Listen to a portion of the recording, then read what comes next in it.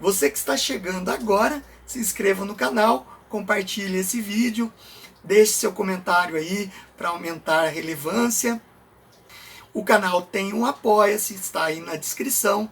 Se você puder apoiar o canal, a partir de R$ 1 você poderá estar remunerando o meu trabalho de forma simbólica aqui com as aulas de história. Então, papel da União das Repúblicas Socialistas Soviéticas. Vamos voltar um pouquinho.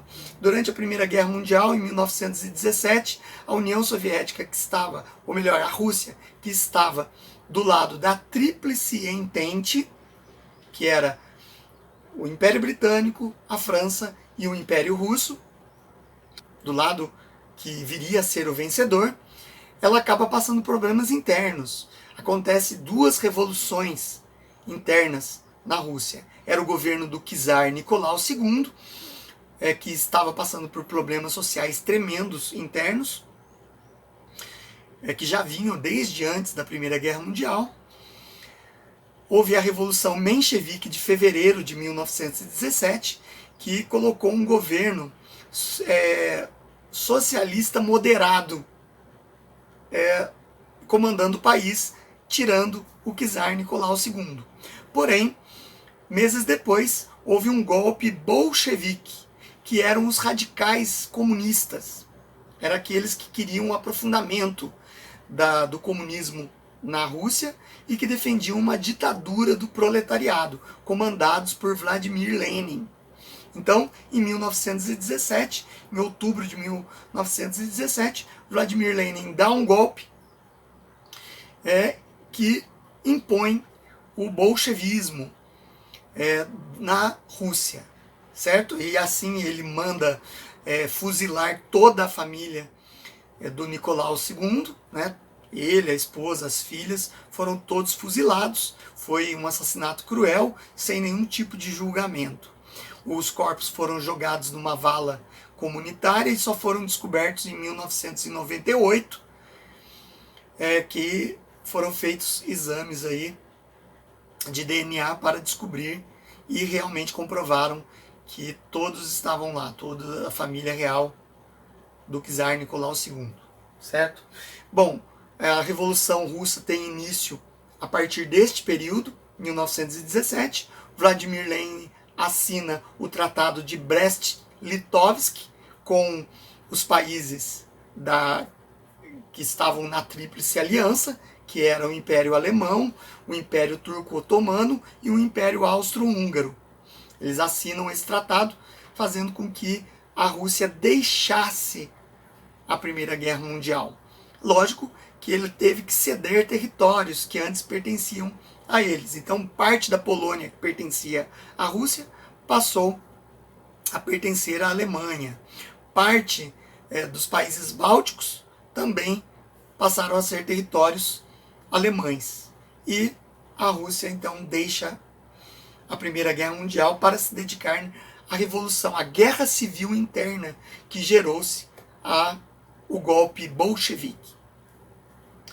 E essa revolução, essa guerra civil russa, que causou milhões de mortes, foi sangrenta, que colocava o Exército Vermelho bolchevique, comandado pelo Leon Trotsky, contra o Exército Branco menchevique, que queria o governo, mas um governo mais ligado a um socialismo moderado, acabou durando anos, né? Foi de 1917 a 1922 e teve a vitória dos bolcheviques. Assim, com a vitória dos bolcheviques comandados por Lenin, se instalou ali a União das Repúblicas Socialistas Soviéticas, porque aqueles países que ficavam em torno da Rússia, que eram o Cazaquistão, o Uzbequistão, Ucrânia, diversos outros países, aderiram ao Comando Central Soviético e criaram a URSS, União das Repúblicas Socialistas Soviéticas. Depois dessas milhões de mortes na Guerra Civil Russa, estava consolidado o comunismo dentro da Rússia, lembrando que não aconteceu o comunismo total, porque Vladimir Lenin e depois o Stalin, que assumiu o governo depois da morte de Lenin, eles colocaram uma casta dominante, né, que vivia no luxo, na riqueza e com grandes poderes, enquanto o povo era massificado na fome, na miséria e no trabalho árduo. Então, até 1924, Lenin governou a União Soviética, a URSS. Porém, ele veio a falecer. E daí houve uma disputa interna no país, fazendo com que o Leon Trotsky tivesse que fugir do país. Porque Stalin, Joseph Stalin, ele conseguiu se impor perante o PCUS, Partido Comunista da União Soviética. Ele conseguiu se impor e tornou-se o secretário-geral. Na prática, ele se tornou um grande ditador, que foi desde 1924 até 1953, pegando todo o período entre guerras. O Stalin, ele assim que assume o poder, ele vai criar o culto à personalidade, né?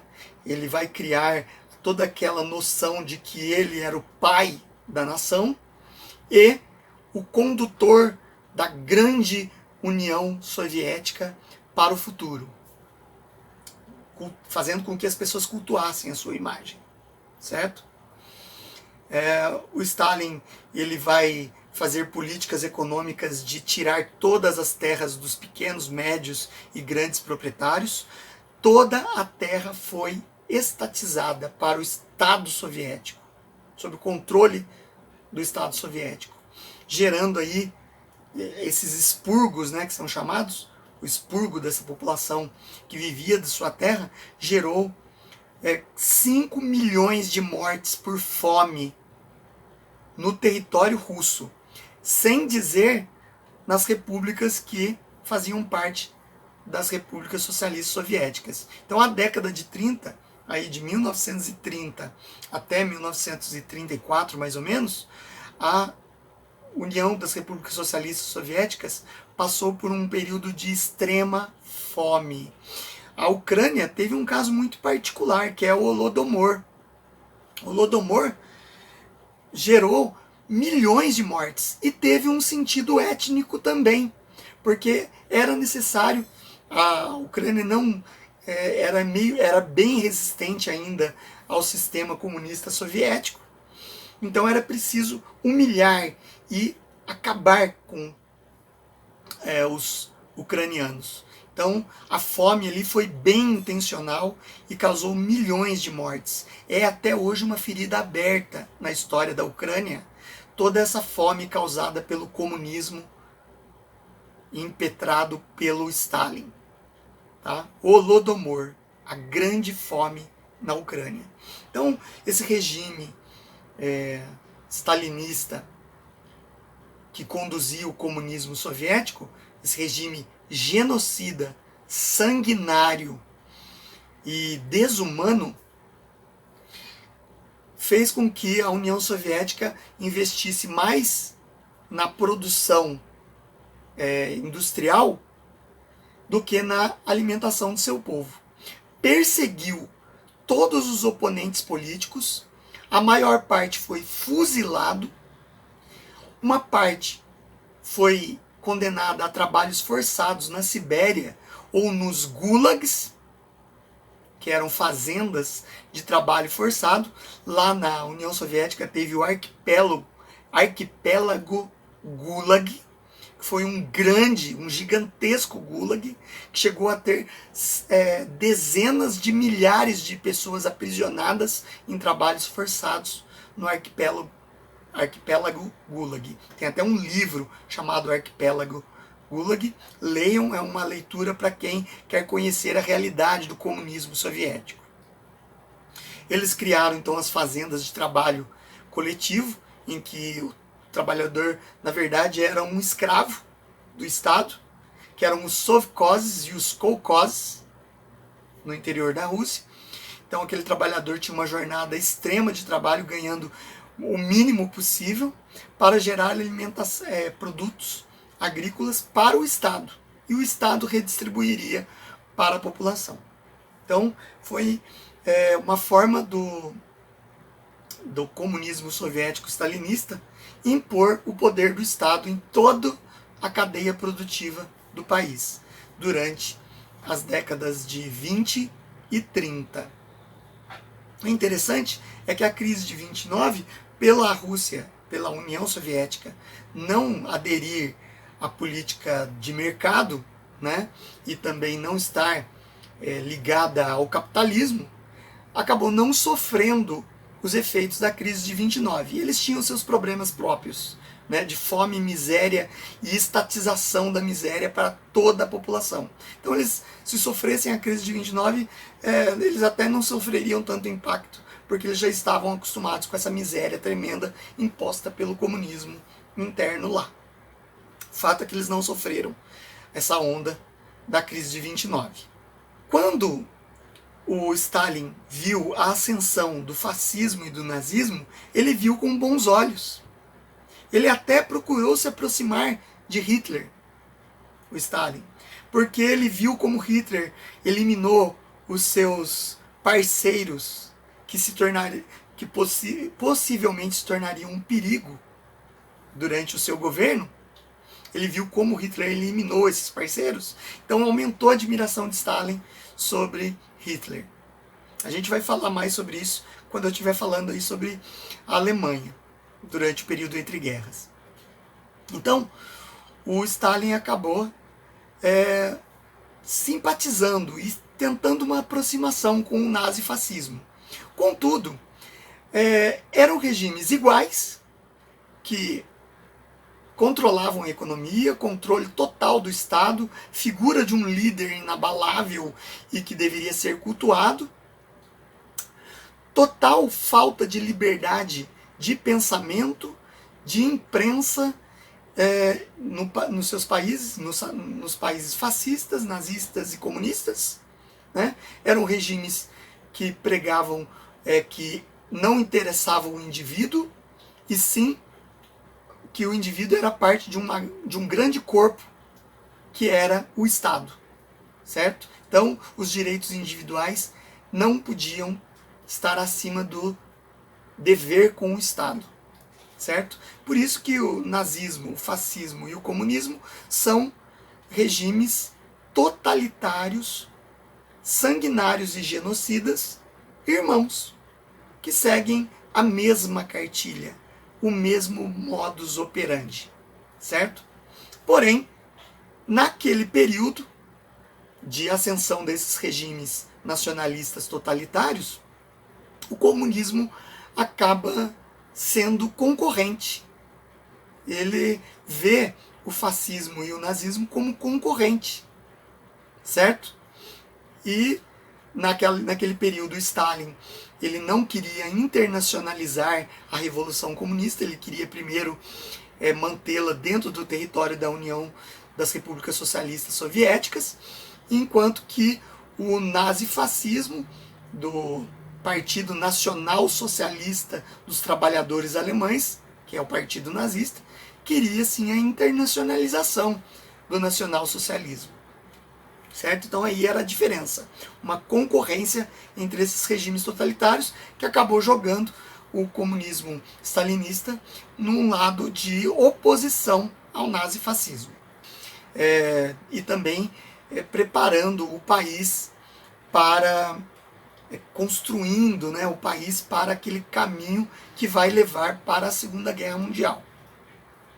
Em 1936, acontece a Guerra Civil Espanhola, que é um outro capítulo que eu vou falar aqui no período entre guerras, só pincelando aí na história do período entre guerras russo, que o Stalin apoiou as tropas das brigadas internacionais comunistas que lutaram contra os nacionalistas do Francisco Franco, que era um simpatizante do fascismo, que acabou vencendo com a ajuda da Alemanha e da Itália a Guerra Civil Espanhola, que foi de 1936 a 1939, e serviu como laboratório de testes para a indústria bélica soviética, que enviou aviões, soldados e armamento para essa guerra como uma forma de testar as suas táticas ali, certo?